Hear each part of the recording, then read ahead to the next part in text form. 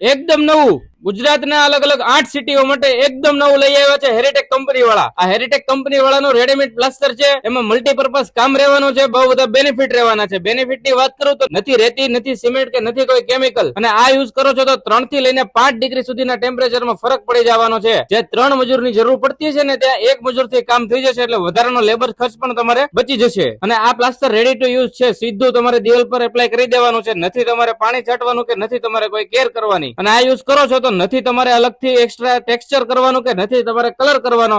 Direct તમે use કરી શકો છો.